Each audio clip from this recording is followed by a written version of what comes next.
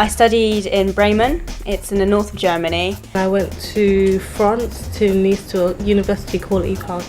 I went to Spain and I studied in Valencia, at the Universidad de Valencia. My second year I went to Montreal, to Concordia University. I studied abroad in Morgantown, West Virginia, and I studied fine art over there. I studied at Nanyang Technological University in Singapore, NTU.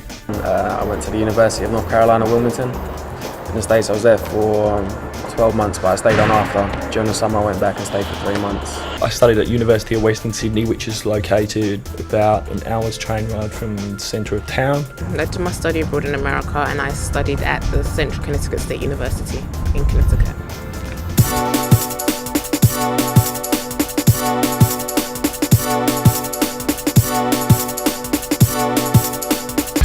The main reason I think was to discover another culture and to learn a language. Well, I just came to the business school and it seems that everyone else is doing business too, so I wanted to do something different to stand out, and study abroad was the best choice. When I started studying, I wanted to combine the thing of actually travelling and study at the same time. I wanted to travel, and I wanted to travel without having to pay for it myself, so, you know.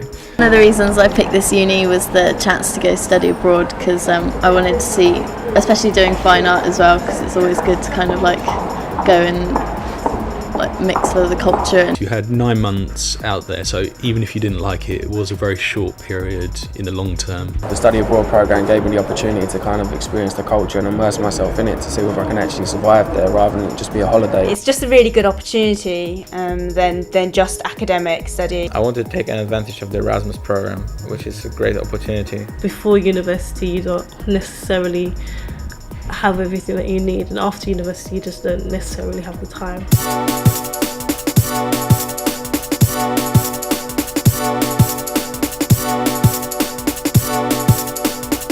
I think it's natural that you're a little bit cautious about going anyway.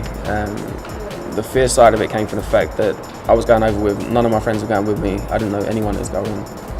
There was 5 people from each university going, and I didn't know any of them. So for me it was a little bit daunting, kind of opening yourself up and getting into a new social situation you're not actually used to. Because you're used to being surrounded by your friends, and everywhere you go you've always got people with you. But it was exciting. I mean, it was nice to go over and challenge yourself in a new environment. So It depends on like what group of people you're talking to, but personally I think I was really up for it. I really wanted to do this. I knew that I had the support of the uni as well, so I felt strong enough to go for it and do this. But I was pretty scared. Scared of leaving my friends and making new ones. Like scared of having enough money, where I'm going to stay. I was really scared about everything really, but once you sorted one thing out, it was like you could cross stuff off your list of things that you would worry about. Yeah, I was a bit nervous, but with things like that you have to look at the bigger picture. At the end of the day I was getting so much more experience, I was going to learn a lot more and do something different that most people, wish they could do, but they couldn't, so I had the opportunity. So I thought, if you're scared, if you're nervous, just look at the bigger picture. Living out of home wasn't an issue. It was more an issue of, would I be able to live in another country and would I make friends? That was the main problem, but that was soon taken out of the equation when, as soon as I got there was people to welcome you, and, very social, a very small campus I lived on at the start, 150 people, a very social place, social activities always going on. And yeah, I think that was my only preoccupation before going, and as soon as I got there it was completely alleviated, so.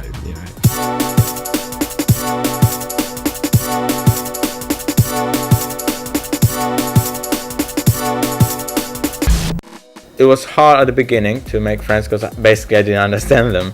But after the first few months that I spent on studying and discovering this language, the second semester was much easier. It was a big change, even from money, being on the wrong side of the road, just general stuff like that.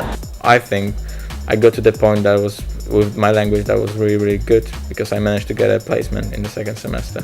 There's lots of social stuff to do that the international department kind of did as a group, and you were invited to go to basketball games, and you get free t-shirts and flags and foam hand stuff, and yeah, you could like be completely covered in West Virginia clothing. Well, Sydney's definitely a fast-paced city. So coming from University of Hertfordshire, living in a big city is quite different. When you go to Carolina, or if someone went to Virginia, for instance, because it's technically a southern state, the way of life is a lot slower. And obviously living in a beach community is exactly that. It's like living in the OC. I mean, everyone there is stunning. It's stupid to say that, but they're just full of pretty people. In Carolina, it was really daunting going there and seeing it. You didn't think that kind of thing existed, but it really did. It was in my favour that I was one of only 2 British people in the whole campus. So, everyone loves the British over there, and they want to know more about your country, and they want to go to the pub with you, and we share a lot of common things like cricket. The lectures are very different. Here you're more on like a first name basis. You talk to someone, you call them by the first name, and it's a very relaxed atmosphere. In the States, I found it's a little bit like secondary school or high school. You had to call them Mr. and Mrs. or some of the sports lecturers I had wanted to be called Coach, whatever the name was. Singapore, obviously being an old British colony, there was quite a lot of expat stuff, so though I was homesick, I was able to go to sort of an Irish pub such that I could gradually acclimatise myself, but at the same time then walk to one of the food centres, try some of the local dishes and sort of gradually integrate myself. Montreal has about 2-3 million inhabitants, and there's 4 huge universities in the city centre, which consists of, that's what I heard, about 300,000 students in the city centre, and just amazing atmosphere, student life, nightlife, obviously. In eating, you're used to using chopsticks all the time. It's what's expected, because you don't always get forks or spoons or whatever. Their lifestyle's quite different, and their mentality is quite different. It gets to a certain point where it just clicks and you just become more comfortable, but that's a huge barrier as well when you move to a foreign country, because even if you know some French, and even if you know quite good French, it's actually just the confidence to go out there and make the mistake. I think once you get used to it, it's with every culture, once you get used to it, then you start knowing how it works, how it functions, and how you can get around without offending anyone. And actually a really key thing is not be offended by them.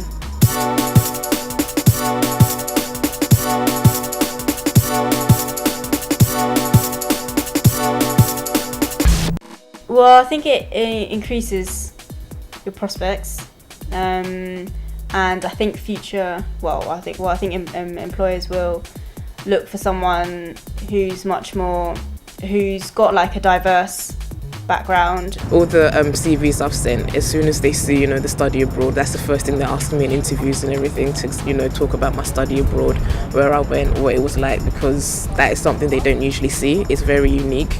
In the first semester, I decided to study intensively Spanish, and it involved a lot of time management, being consistent, and it was a very, very tough period for me, but just because I decided to make it like this. So now I know what I can do, how I can achieve it, and what are the consequences and the prices if I manage. So the prize for me was the placement at Warner Brothers. Before I'd gone out there, hadn't really gone that far into journalism that I thought I'd wanted to do it. But now, after studying communications, writing for the university newspaper out there, I really know it's something I want to pursue now. So I'm a lot more focused job-wise. You become more culturally adaptable, I think, just because you have to be more understanding and more flexible. So it was a really good experience. It's taught me to cook different foods, which has been really good. I sort of vary my style a lot more now. Also, it's interesting coming back and meeting other people who have been abroad and sort of comparing their experiences with your own, and sort of, I think then you sort of realise what's different, what you've learned from it a lot more. It's really the interaction with different people, and all that you meet so many people from different cultures and countries, and just the diversity of them, and how many friends you have all over the world after an experience like this.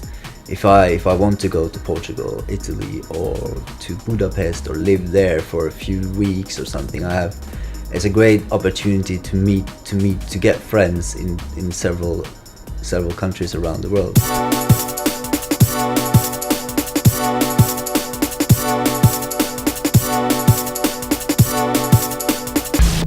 well, before you go, they help you sort out everything in terms of paperwork that you have to go out there. But when you actually get out there, you have the study abroad over there that helps you. Once I got over there, I think I got a few emails like checking up to see if it was all going well. And over there, the kind of study abroad, like the international department, they really like took care of you. They didn't like hound you or anything. They sent you emails like if you wanted to do stuff with them or not. You didn't have to do it. And the office was very helpful because they gave me some pieces of advice, and I got to the point where I knew which university I want to apply to. They always sort of like kept weekly contacts with us as well, constantly emailed us to see if everything was okay and make sure that we had our visas and we had all our financials, all our financial aspects, was everything was fine, our student loans, We had the loans from the LEA over here like you normally get. We got a little bit more money because we were going abroad. The university here, they gave us the academic side of the payment, so they subsidised what we'd have to pay. So the housing and the food was the only two things we had to pay for. I was in a fairly decent contact with them whilst abroad, so they were sort of checking up, make sure that everything's okay. We got visited by one of these study abroad people from the business school just to ask general questions, field basically any complaints we had about the university out there, so that was all good.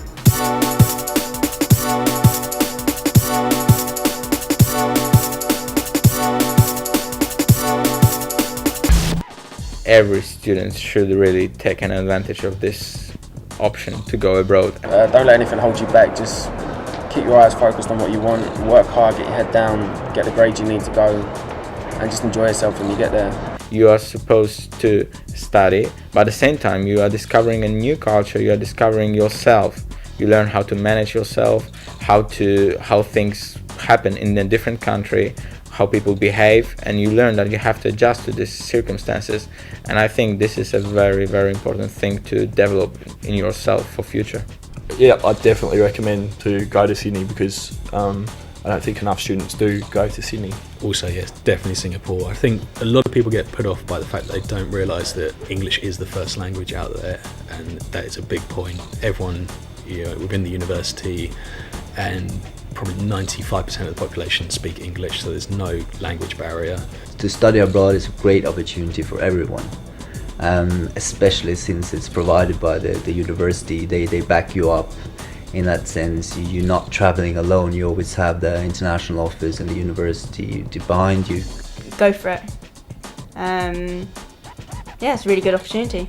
Study abroad. You meet some really great people. I would definitely recommend it. I've actually recommended it to a few people here and in America as well. So because it's something that you won't be able to do in your lifetime, and it's like there's something you can talk to people about, because it's built up your confidence. You've learned so much about yourself. It's helped you in so many ways, not just socially, but in terms of your employability and everything. So that's why we really, really do recommend it to people. To be honest, it's just the same like when you travel abroad. It's just do your research. As long as you do your research, and if you can save some money so you have something behind you, then it'll be fine, and just go for it. Because a lot of people talk about it, and a lot of people you speak to always says, I wish I could have done that. But when the opportunity's there, are you strong enough to take it or not? And those are the people that come back. I don't know anyone that's come back and complained about it.